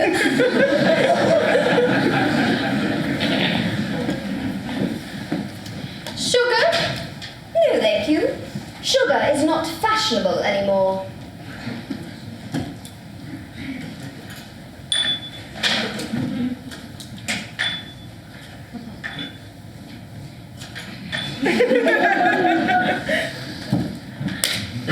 Cake or bread and butter? Bread and butter. Cake is rarely seen in the best houses nowadays.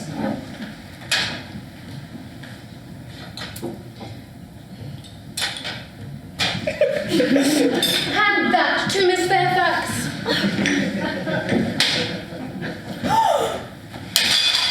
You have filled my tea with lots of sugar, and though I most distinctly asked for bread and butter, you have given me cake. I am known for the gentleness of my disposition and the extraordinary sweetness of my nature. But I warn you, Miss Cardew, you may go too far. To save my poor, innocent, trusting boy from the machinations of any other girl, there are no lengths to which I would not go. From the moment I saw you, I distrusted you. I felt that you were false and deceitful. I am never deceived in such matters. My first impressions of people are invariably right. It seems to me, Miss Fairfax, that I'm trespassing on your valuable time. No doubt you have many other calls of a similar character to make in the neighbourhood. Ernest, my own Ernest. Gwendolen, darling. A moment. May I ask if you were engaged to be married to this young lady? To dear little Cecily? Of course not. What could have put such an idea into your pretty little head? Thank you. You may. I knew there must be some misunderstanding, Miss Fairfax. The gentleman whose arm is at present round your waist is my guardian, Mr. John Worthing. I beg your pardon? This is Uncle Jack. Jack! Here is Ernest. My own one. A moment, Ernest. May I ask you, are you engaged to be married to this young lady? What young lady? Good heavens, Gwendolen! Yes, to good heavens, Gwendolen. Of course not. What could have put such an idea into your pretty little head? Thank you. You may. I felt there was some slight error, Miss Cardew. The gentleman who is now embracing you is my cousin, Mr. Algernon Moncrieff. Algernon Moncrieff? Oh.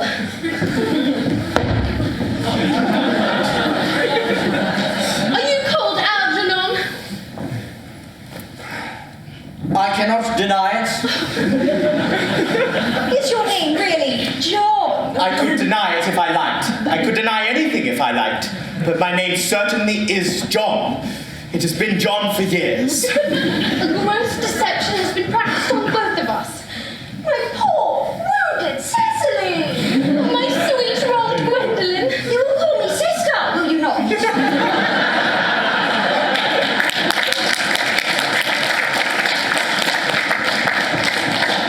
There is just one question I should like to be allowed to ask my guardian. An admirable idea. Mr. Worthing, there is just one question I would like to be permitted to put to you. Where is your brother Ernest? We are both engaged to be married to your brother Ernest, so it is a matter of some importance that we know where your brother Ernest is at present. Gwendolen, Cecily, it is very painful for me to be forced to speak the truth. It is the first time in my life that I have ever been reduced to such a painful position. And I'm really quite inexperienced in doing anything of the kind. However, I will tell you quite frankly that I have no brother Ernest. I have no brother at all. I have never had a brother in my life, and I certainly have not the smallest intention of ever having one in the future. No brother at all? None. Had you never a brother of any kind? Never, not even of any kind. I'm afraid it is quite clear, Cecily, that neither of us is engaged to be married to anyone. It is not a very pleasant position for a young girl certainly to find herself in, is it? Let us go into the house. They will hardly venture to come after us there. No, men are so cowardly, aren't they?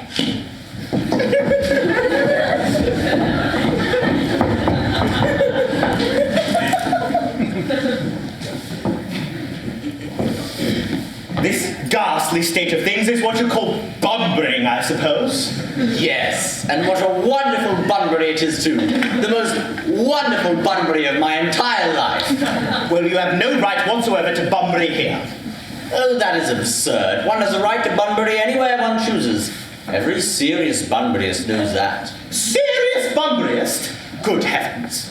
Well, one must be serious about something if one is to have any enjoyment in life. I happen to be serious about Bunbury. What do you happen to be serious about? I haven't got the faintest idea about everything, I should fancy. You have such an absolutely trivial nature. Well, the only small satisfaction I have in the whole of this wretched business is that your friend Bunbury is quite exploded. You won't be able to run down to the country quite so often as you used to, dear Elgier, and a very good thing, too. Your brother is a little off colour, isn't he? Yeah. You won't be able to run up to town as often as your wicked custom was, and not a bad thing either. As for your conduct towards Miss Cardew, I must say that your taking in a sweet, simple, innocent girl like that is quite inexcusable, to say nothing of the fact that she is my ward. I can see no possible defence in you deceiving a brilliant, clever, thoroughly experienced young lady like Miss Fairfax, to say nothing of the fact that she is my cousin. I wanted to be engaged to Gwendolen, that is all. I love her. Well, I wanted to be engaged to Cecily. I adore her. There is certainly no chance of your marrying Miss Cardew. I don't think, given the circumstances, there is much likelihood of you and Miss Fairfax ever being united. Well, that is no business of yours. If it were my business, I wouldn't talk about it. Very vulgar to talk about one's business. Only stockbrokers do that, and then merely at dinner parties. How you can sit there, calmly eating muffins when we are in this horrible trouble, I can't make out. You seem to me to be perfectly heartless. Well, I can't eat muffins in an agitated manner. The butter would probably get on my cuffs. One should always eat muffins quite calmly. It is the only way to eat them. I say it's perfectly harmless you're eating muffins at all under the circumstances. My dear fellow, when I'm in trouble, eating is the only thing that consoles me. Indeed, when I'm in really great trouble, as anyone who knows me intimately will tell you, I refuse everything except food and drink. At the present moment, I'm eating muffins because I am unhappy. Besides, I'm particularly fond of muffins. That is no reason why I should eat them all in that greedy way. I do wish you would have tea cake instead. I don't like tea cake. Good heavens! I suppose a man may eat his own muffins in his own garden. But I thought You said it was perfectly harmless to eat muffins. I said it was perfectly harmless of you under the circumstances. That is a very different thing. That may be, but the muffins are the same. Elgie, I wish to goodness you would go. You can't possibly ask me to go without having some dinner first. That is absurd. I never go without my dinner. No one ever does, except vegetarians. People like that. Besides, I've just arranged with Dr. Chasuble to be christened at 6:15 under the name of Ernest. My dear fellow, the sooner you give up that nonsense, the better. I made arrangements with myself with Dr. Chasuble this afternoon to be christened at 5:30, and I will naturally take the name of Ernest. Gwendolen would wish it.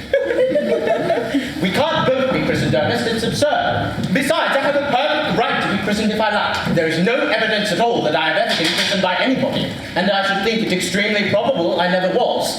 And so does Dr. Chasuble. That is entirely different in your case. You have been christened already. Yes, but I haven't been christened in years. Yes, but you have been christened. That is the important thing. Quite so. So I know my constitution can stand it. If you're not so sure about your ever having been christened, I must say I think it rather dangerous you're venturing on it now. It might make you very unwell. You need hardly have forgotten that someone very closely connected to you was just this week in Paris carried off by a severe chill. Yes, but you said yourself the severe chill was not hereditary. It used to be, but I dare say it is now. Science is always making wonderful improvements in these sorts of things. That is nonsense, LG. You never talk anything but nonsense. Jack, you're at the muffins again. I wish you wouldn't. There are only 2 left. I told you I was particularly fond of muffins. But I hate tea cake. Then why don't you serve your guest? What idea do you have of hospitality? Algernon, I've already told you to leave. I don't want you here. Why don't you go? I haven't finished my tea yet. And there's still 1 muffin left.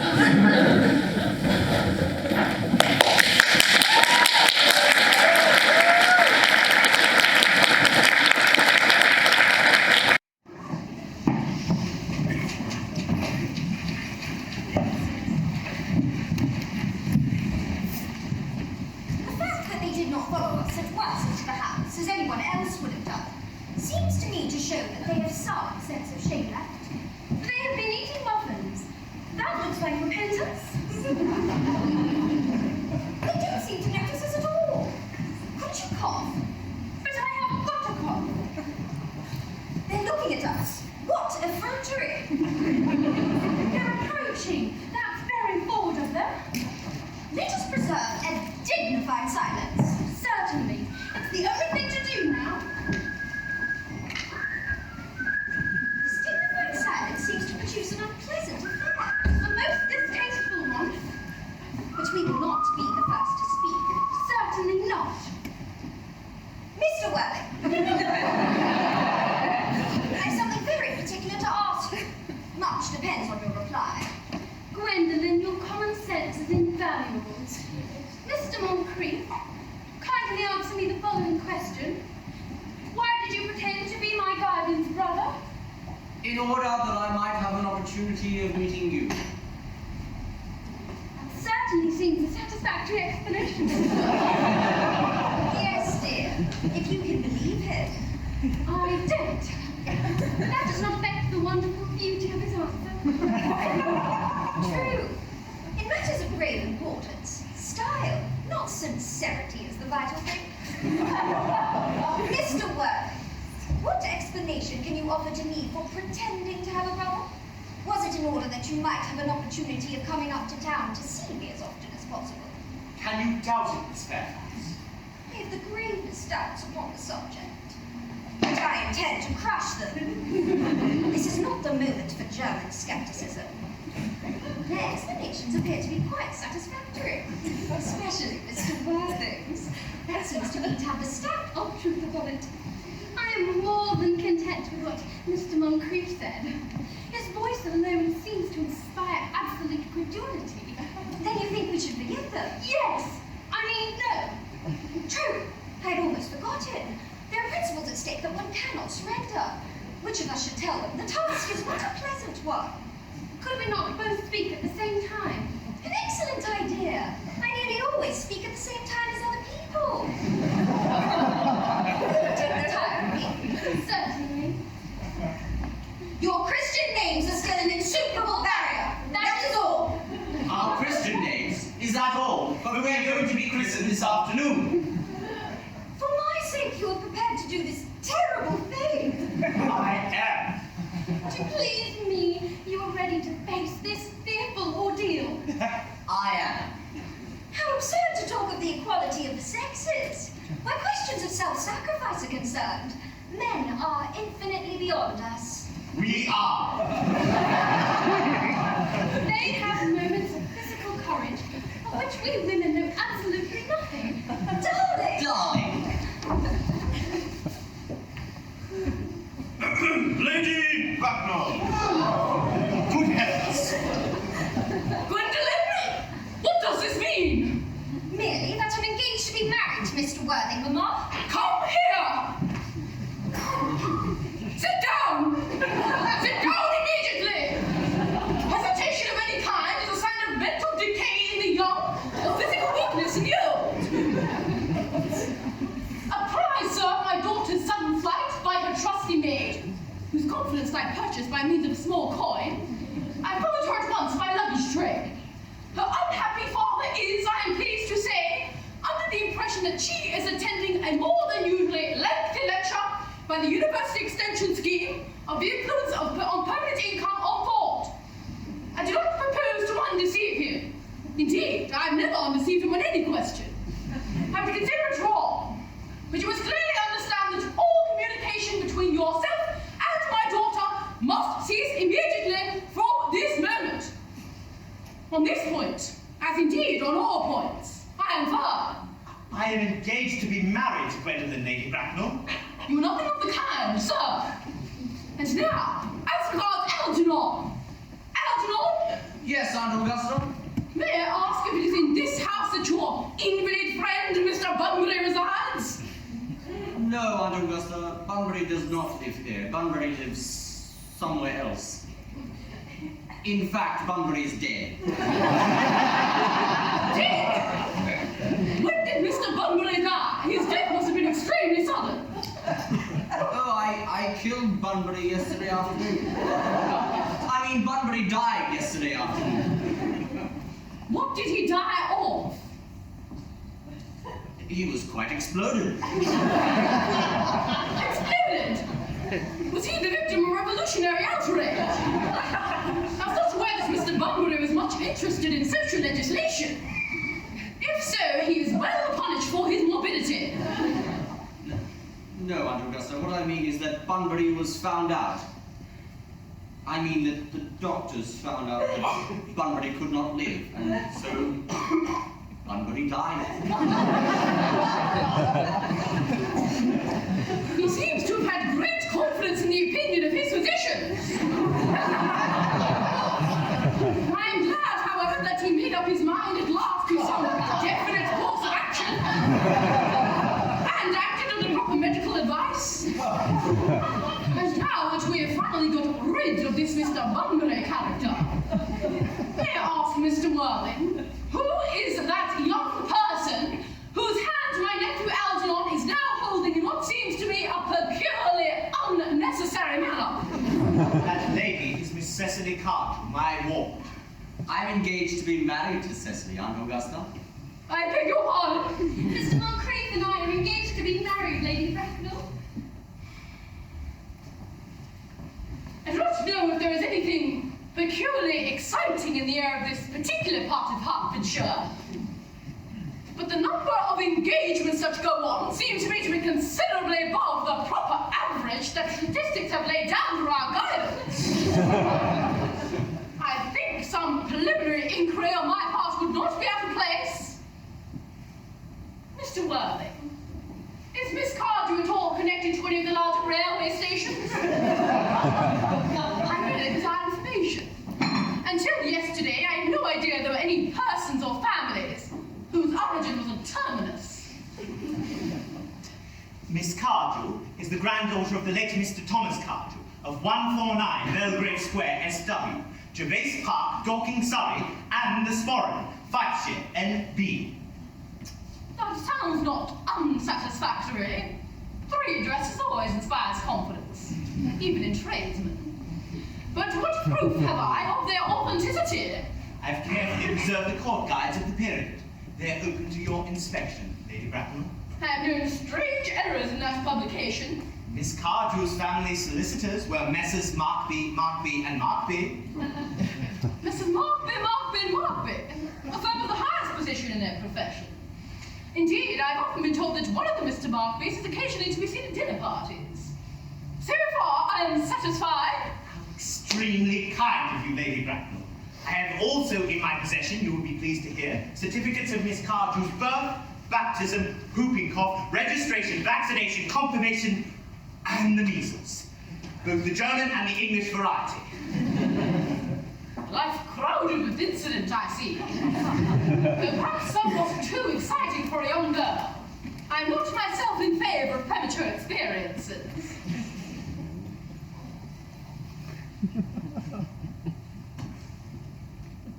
Come, Gwendolen, the time approaches for our departure. We've not a moment to lose. But what about Cecily Cardew, our ward? As a matter of form, Mr. Worthing, I'd better ask you if Miss Cardew has any little fortune. Oh, about £130,000. And in the funds. That is all, Lady Bracknell, so pleased to have seen you. A moment, Mr. Worthing. £130,000. And in the funds. Miss Cardew seems a most attractive young lady now. Few girls of the present day have any really solid qualities. Any of the qualities that last and improve with time. We live, I regret to say, in an age of surfaces. Come here, child. Pretty child. Your dress is sadly simple, and your hair seems almost as nature might have left it. But we can soon alter all that. A thoroughly experienced French maid produces a really marvelous result in a very brief space of time. I remember recommending one to young Lady Lansing, and after 3 months her own husband did not know her. And after 6 months, nobody knew her.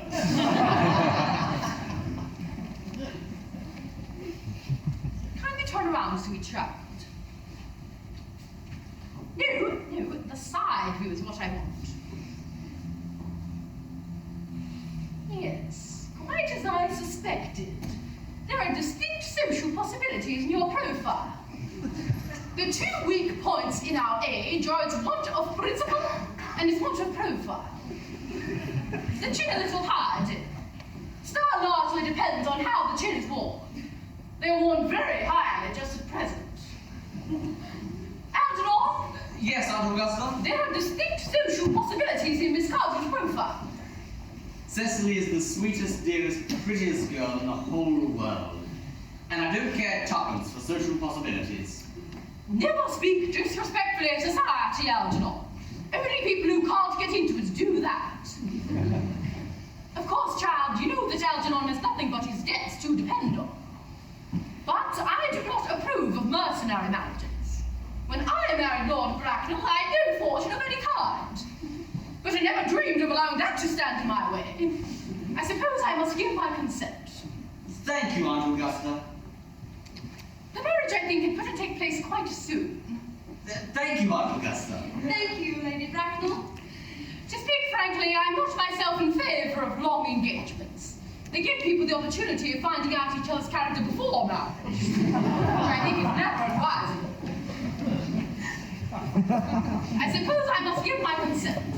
Thank you, Aunt Augusta. Thank you, Lady Bracknell. Cecily, you may kiss me. Thank you, Lady Bracknell. You may address me as Aunt Augusta for the future. Thank you, Aunt Augusta. Shall the marriage take place very soon? It shall. I'm not myself in favour of long engagements. They give people the opportunity of finding out each other's character before marriage. Pray, excuse me for interrupting you, Lady Bracknell, but this engagement is quite out of the question. I'm Miss Cardew's guardian, and she cannot marry without my consent until she comes of age. That consent I absolutely decline to give.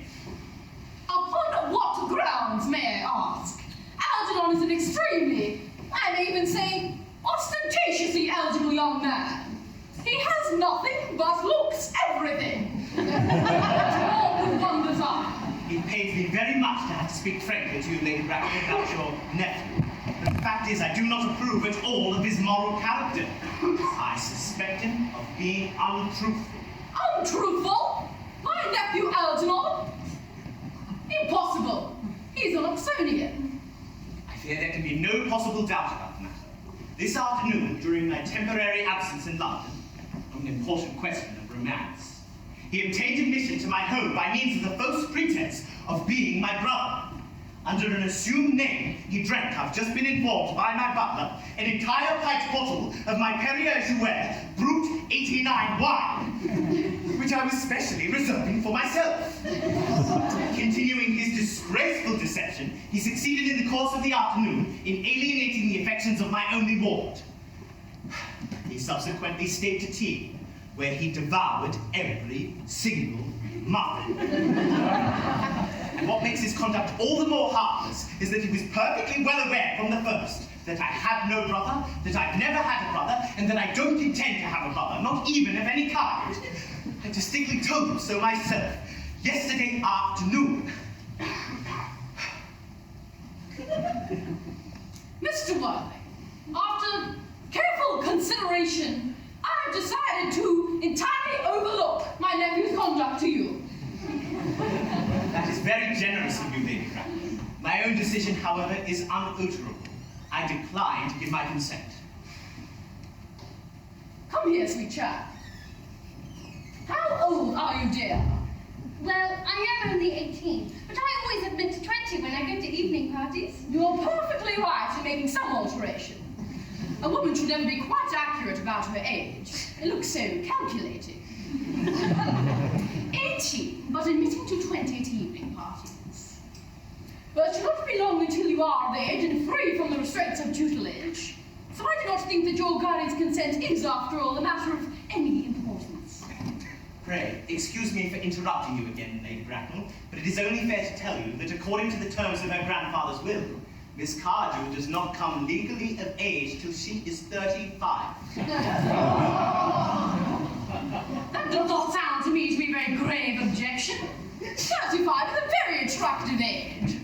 London society is full of women of the very highest birth who have, of their own free choice, remained 35 for years. Lady Dumbleton is an instance in point.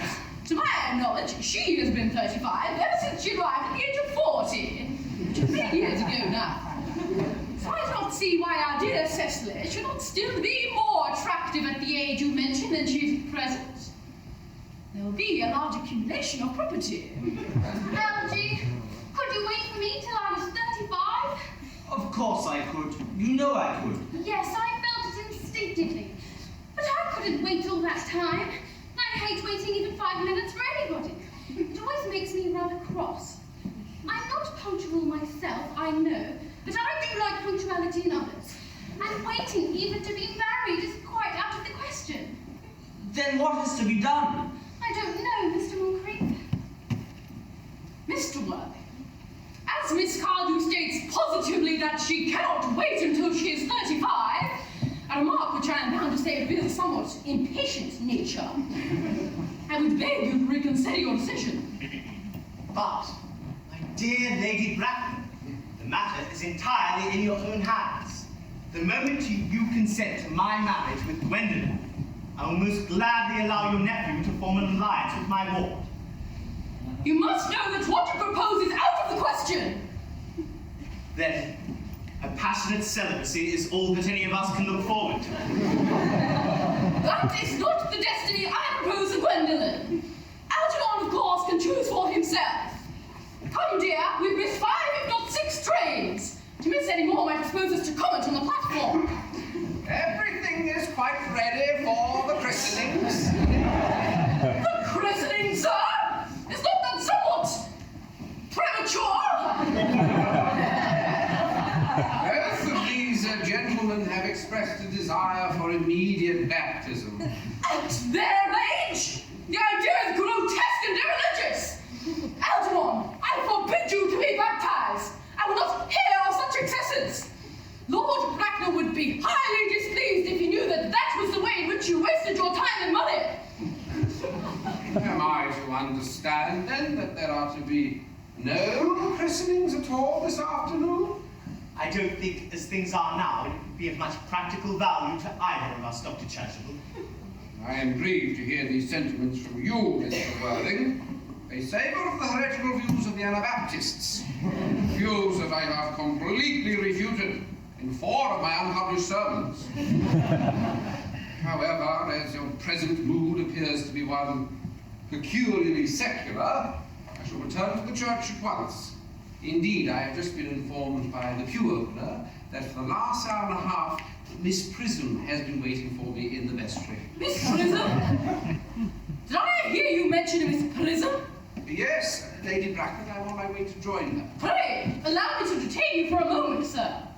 This matter may prove one of vital importance to Lord Bracknell and myself. Is Miss Prism a female of repellent aspect, remotely connected to education? She is the most cultivated of ladies, and the very picture of respectability. It is obviously the same person. May I ask, sir, what position she holds in your household? I am a celibate, madam. Miss Prism, Lady Bracknell, has been for the last 3 years Miss Cardew's esteemed governess and valued companion. In spite of what I hear, I must see her at once. Pray, have her be sent for. She approaches. She is nigh.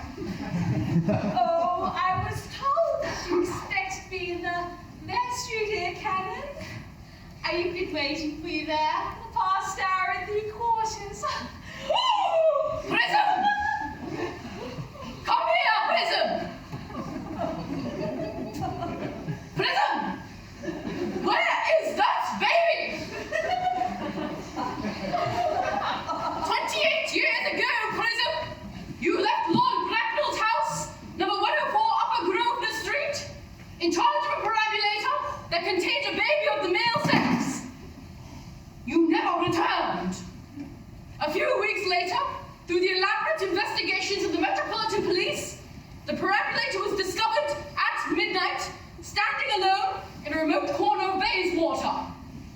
It contained the manuscript of a 3-volume novel of more than usual revolting sentimentality. But the baby was not there. Prism, where is that baby? Lady Bracknell, I admit with shame that I do not know.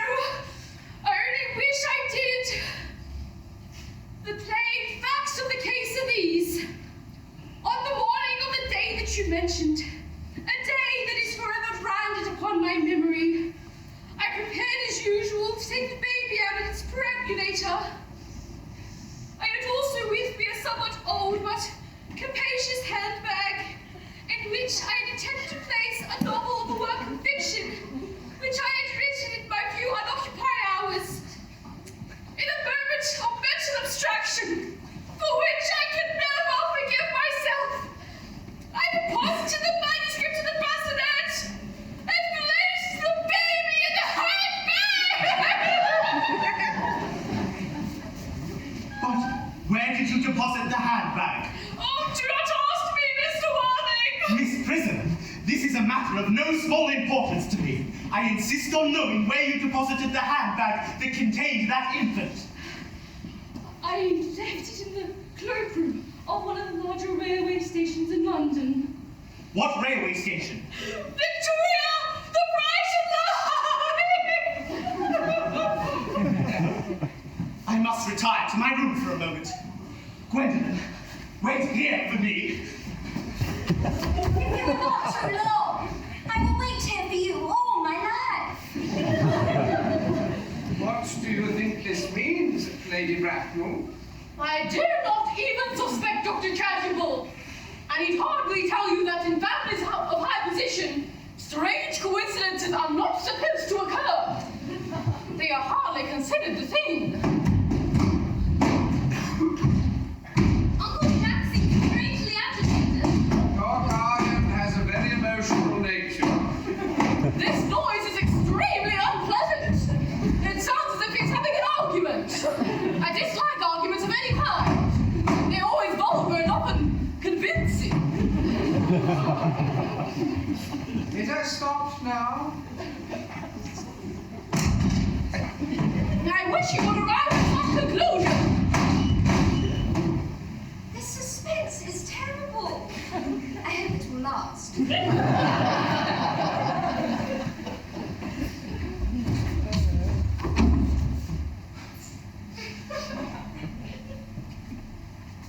Is this the handbag, Miss Prism? Examine it carefully before you speak. The happiness of more than one life depends on your answer. It seems to be mine. Yes, here is an injury sustained through the collision of a Gower Street omnibus in much younger and happier days. Oh, and here on the lining is a stain caused by the explosion of a temperance beverage, an incident that occurred at Leamington. Oh, and here on the lock are my initials. I had forgotten that in an extravagant mood I had them placed there. The bag is undoubtedly mine. I am delighted to have it so unexpectedly restored to me. It has been a great inconvenience being without it all these years. Miss Prism, more has been restored to you than this handbag. I was the baby you placed in it. You? Yes! Mother! Oh, Worthing, I am unmarried! Unmarried? I do not deny that is a serious blow, but after all, who has the right to cast a stone against one who has suffered? Cannot repentance wipe out an act of folly? Why should there be one law for men and another for women? Mother, I forgive you. Mr. Worthing, there is some error. There is the lady who can tell you who you really are.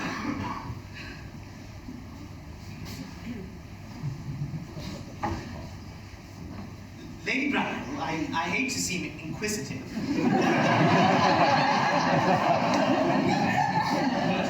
Would you kindly inform me who I am? I'm afraid that what I have to tell you will not altogether please you. You are the son of my poor sister, Mrs. Moncrieff, and consequently, Algernon's elder brother.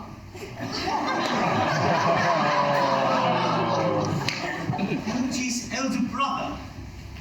Then I have a brother after all.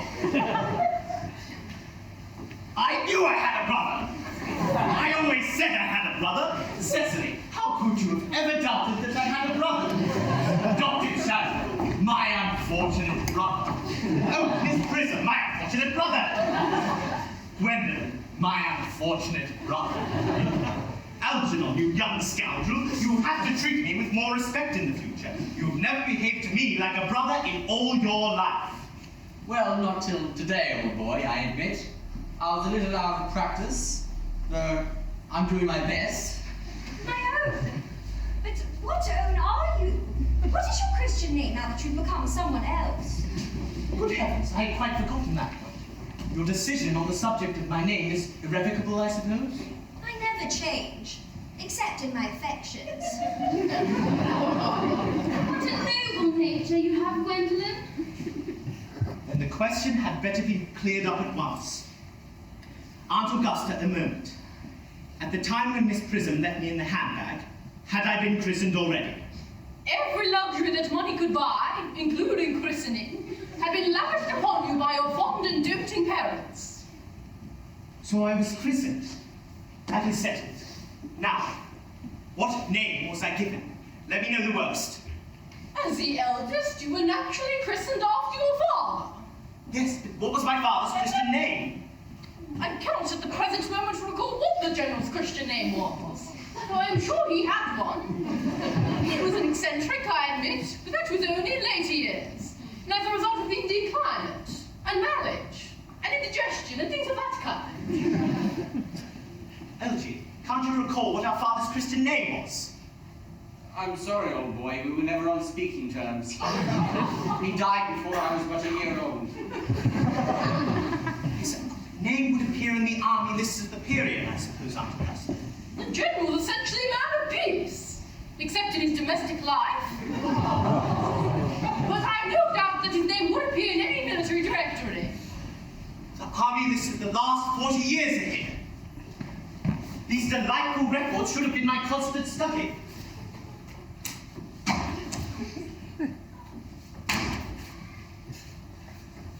Generals, Mallow, Maxwell, Magny, what ghastly names they have. Markby, Migsby, Moggs, Moncrieff, Lieutenant 1840, Captain, Lieutenant Colonel, Colonel General 1869, Christian names Ernest John.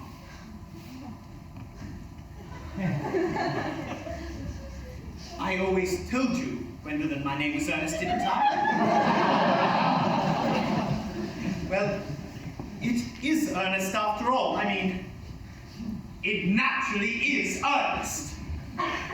Yes, I recall now that the general's name was Ernest. I knew I had a particular reason for disliking the name. My own Ernest. I knew from the first you could have no other name.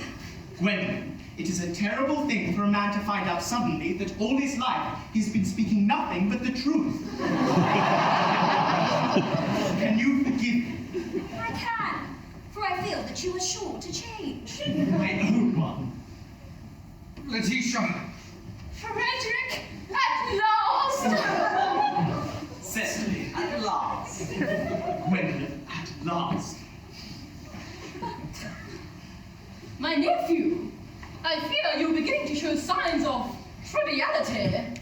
On the contrary, Aunt Augusta, I now realize for the first time in my life the vital importance of being earnest.